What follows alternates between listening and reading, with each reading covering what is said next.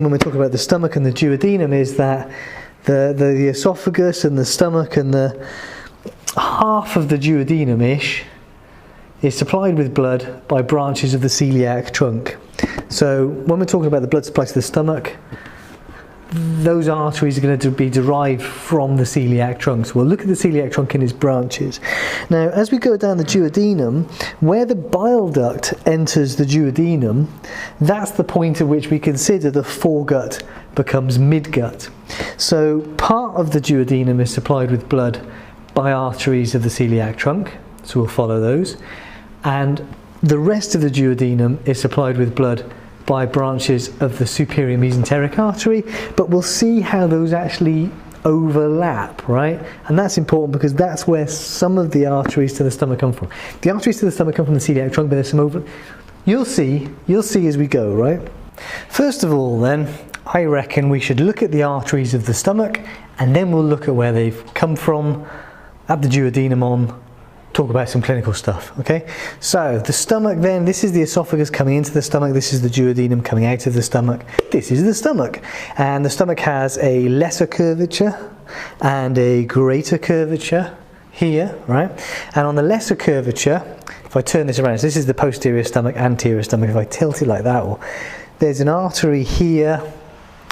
Actually, I should keep it this way around so it makes sense, right? This is my left side, this is my right side.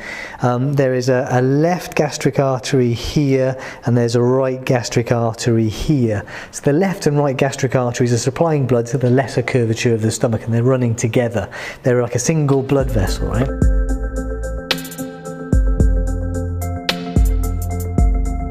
And then on the greater curvature, we can see we also have what looks like a single blood vessel running all the way around the greater curvature. In fact, it's two blood vessels from two different origins, and these are the gastro-omental or gastro-epiploic arteries. So we have a left and a right gastro-omental or gastro-epiploic artery. Now, from the greater curvature of the stomach, we have the greater omentum hanging down, so you might think gastro-omental because of that, gastro-epiploic. The lesser omentum's over this side, so that confuses things a little bit, but whatever. So those are the arteries of the stomach. We also have a posterior gastric artery and some short gastric arteries. So where do these main four arteries come from? Well, let's disembowel this model first so we can look at this stuff. Testing. So that's the greater omentum. That was the stomach there, stomach greater omentum. Right, so this is what I was talking about. Here's the abdominal aorta down here, celiac trunk, superior mesenteric artery and inferior mesenteric artery. Now if we add a little bit of this back, this model, oh blimey, it's been banged already. This model is a little bit special. This is the only model I think I could find where we had a left gastric artery. But from the celiac trunk, we have three branches. We have this splenic artery here, here's the spleen, here's the pancreas, so the splenic artery is running out to the spleen. We have a common hepatic artery, so the liver is up here, and the liver receives blood through a hepatic artery as well as through the portal vein. So we have this common hepatic artery going off this away, and then we have the left gastric artery. Those are the three branches of the celiac trunk.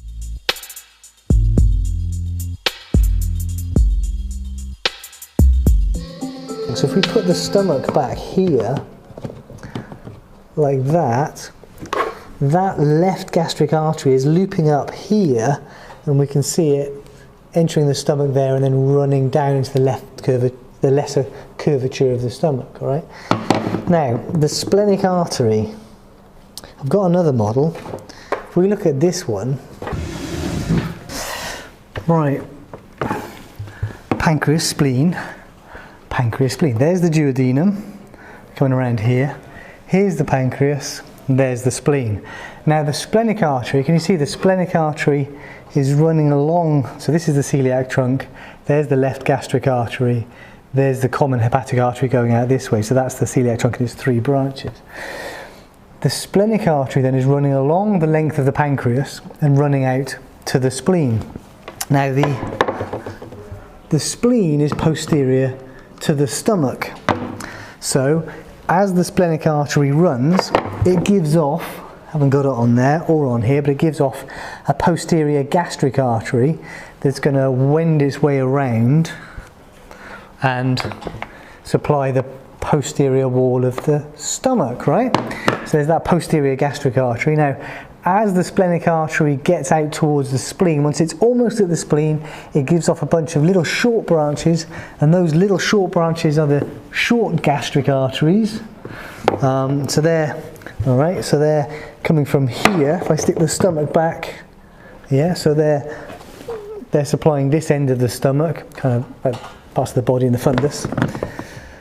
And the big one is that the left gastroamental artery, which is running around here, comes off the splenic artery. So as the splenic artery is almost at the spleen, it gives off the left gastroamental artery or left gastroepiploic artery, which then runs around the greater curvature of the stomach there.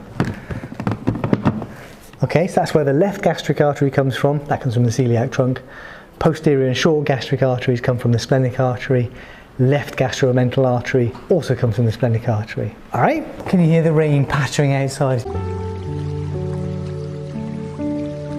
It gives off a bunch of little short branches, and those little short branches are the short gastric arteries.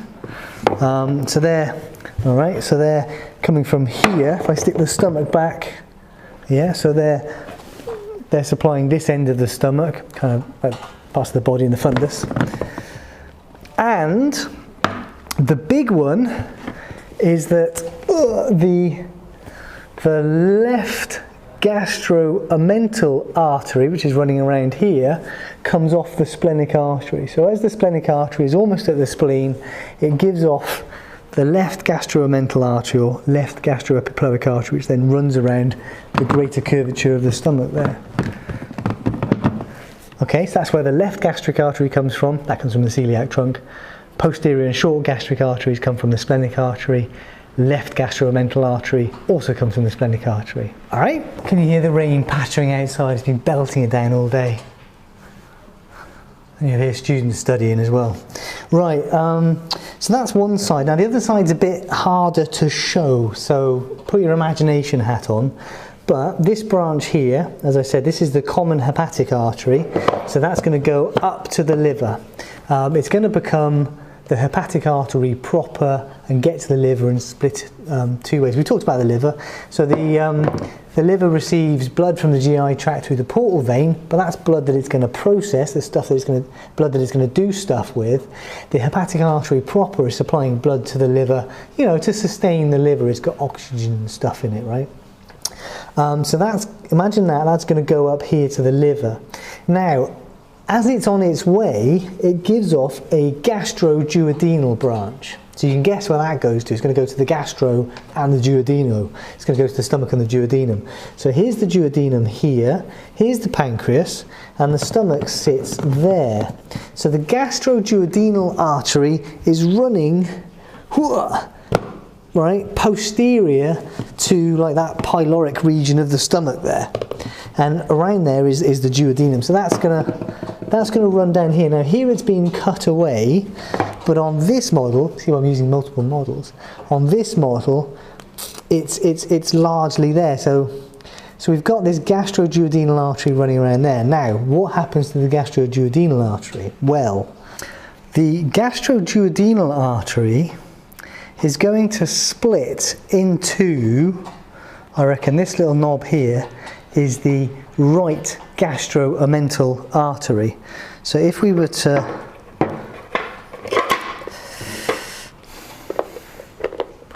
add that one, right? So do you see how there's the stomach plumbed into the duodenum? That there is the right gastroamental artery, which puts it in the right place. Do you see? So then it runs around the greater curvature of the stomach. So the right gastroamental artery comes from the gastroduodenal artery.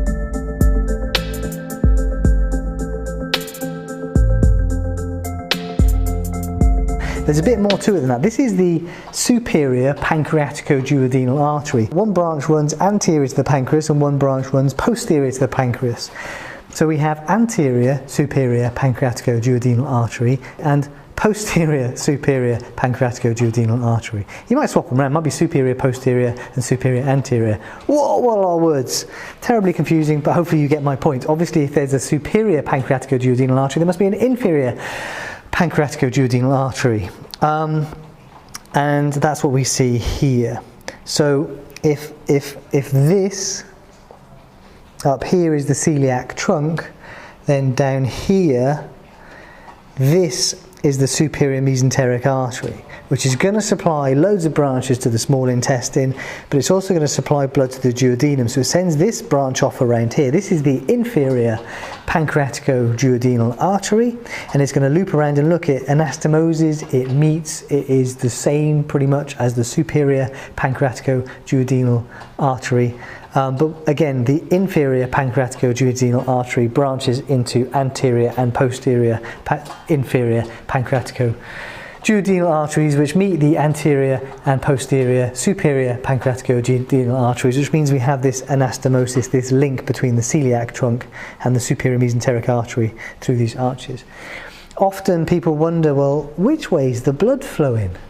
Well, what's going on here is that if you have a curve, so if you've got the greater omentum, if you've got the right gastroomental artery supplying blood from this direction and the left gastroomental artery supplying blood from this direction, the blood's flowing in both directions, and of course we see the big vessel and we can see some of the smaller branches coming from it, and those are then going to capillaries, and the blood's flowing through those capillary beds into the venous side of things.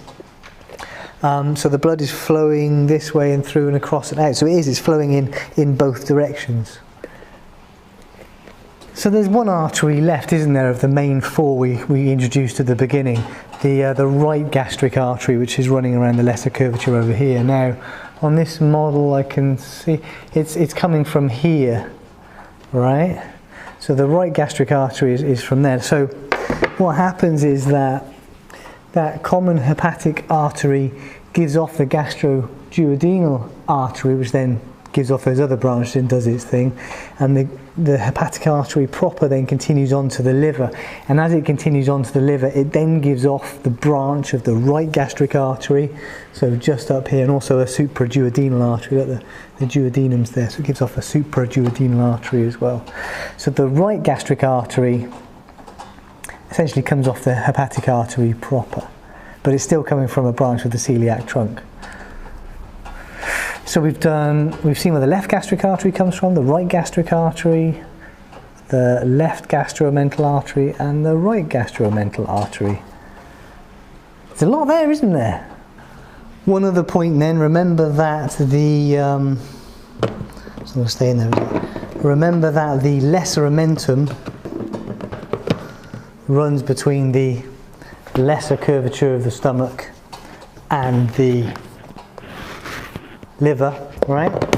So these vessels that we're talking about over here, these hepatic vessels and these other ones going to the stomach, are likely to be found within that lesser omentum, certainly around there somewhere. Alright, so why is all this important? Well, largely peptic ulcers, right? You know that peptic ulcers inside the stomach are a thing, and when peptic ulcers form, if left to their own devices, they will, the acid and what have you, will erode through the mucosa of the stomach and through the muscle.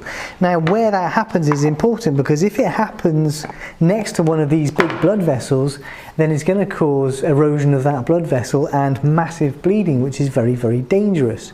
So it's important for you to be able to recognize the anatomical location of the gastroomental and gastric arteries and what have you around the stomach, and the location of a peptic ulcer as well.